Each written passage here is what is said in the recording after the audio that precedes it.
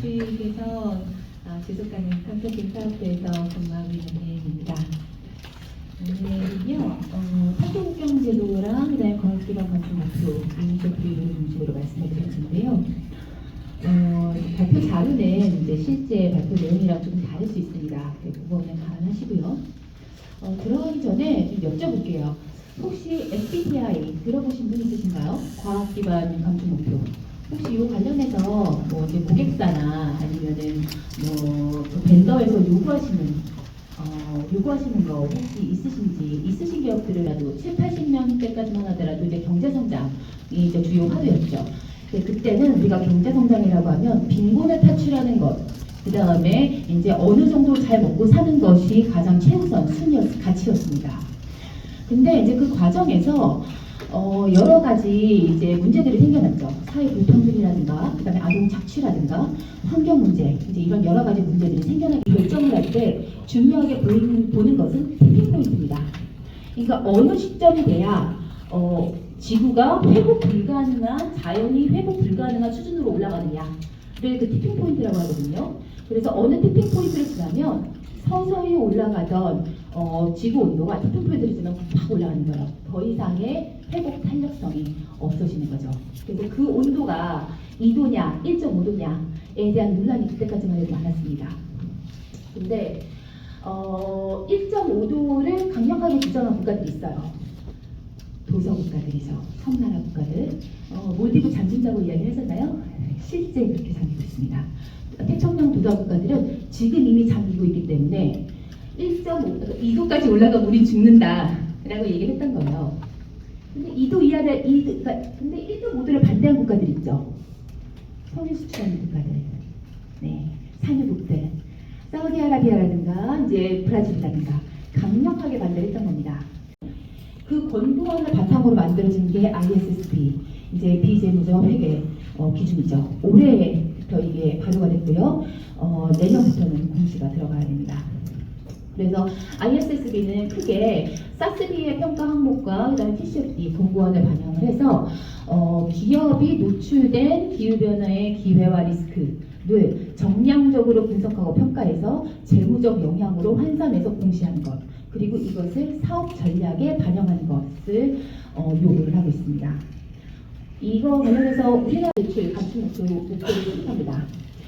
참여하고 나서 2년 내 수립하셔야 돼요. 2년 내 수립하고 나서 그 다음에는 목표를 제출해서 이거를 검증을 받고 나오면은 이제 이 감축 목표를 대내외에 공표를 합니다.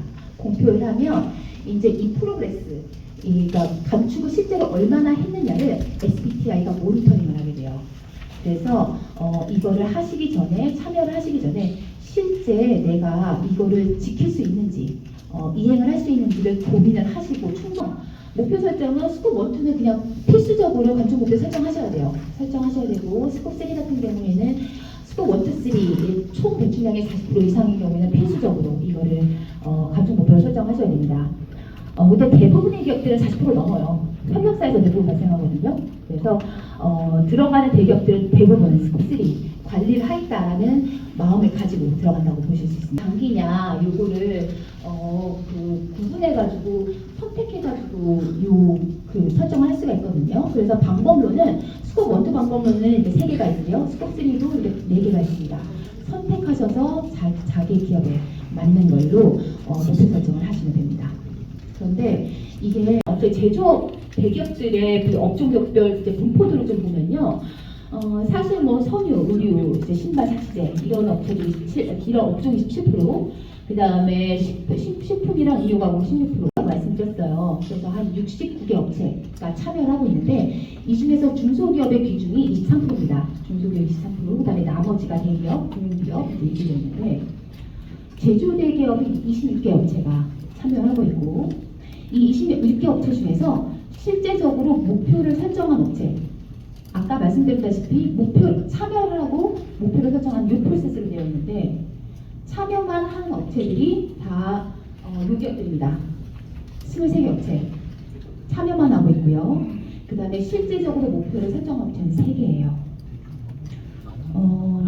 이것이 의미하는 것이 뭐냐, 앞으로 압력은 점점 더 거세질 것이 뻔한데 아직까지 우리나라 기업들이 탄소 중립, 그다음에 감축에 대한 대비가 충분히 되어 있지 않다는 의미를 볼 수 있겠습니다.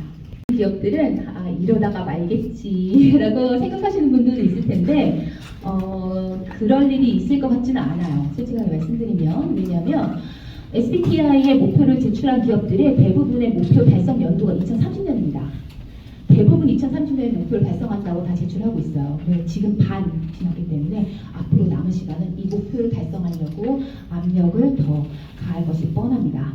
그래서 여기에 대응을 하시려면 우선, 그리고 이제 동일한 프로세스인데요. 이건 전기예요. 전기인데 이렇게 계산을 하고 나면 이제 세금은 어떻게 되겠냐라고 생각을 해보면 우리가 배출권거래제, 우리나라 배출권거래제를 대응하시는 기업도 있잖아요.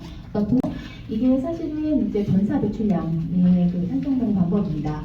그래서 많이 아실 것 같아서 그냥 이제 중요한 부분만 개념만 설명을 드리고 끝내도록 하겠습니다.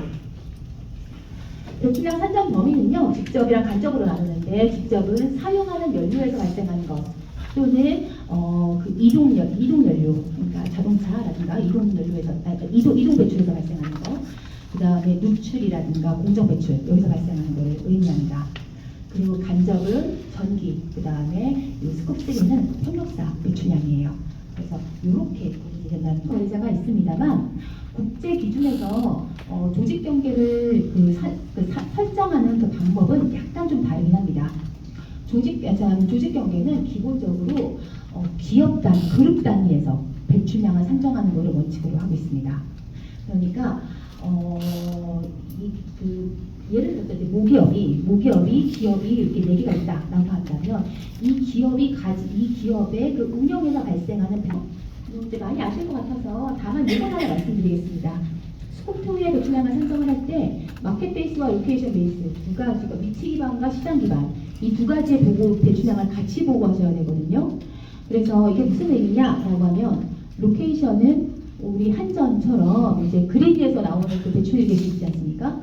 그거를 써서 이제 계산하는 게 위치 기반입니다. 그런데 재생에너지 쓰시는 분들, 그런 분들은 이제 그 재생에너지 구매량을 반영을 해서 시장 베이스, 시장 기반의 배출량도 별도로 보고하셔야 돼요. 명확하게 하려면 이 데이터 수집 체계, 그다음에 관리 체계 구축하셔야 되거든요. 그래서 가급적이면 사업장 내에서도 이제 이 모니터링 시스템 없는 기업들이 되게 많으세요. 그래서 가급적이면 구축하시고, 특히 이제 유럽으로 수출하는 제품들, 유럽 기업들 같은 경우에는 제품의 탄소 발자국까지 산정할 수 있도록 그 서브모니터링 시스템을 구축하시는 것을 권고해 드립니다.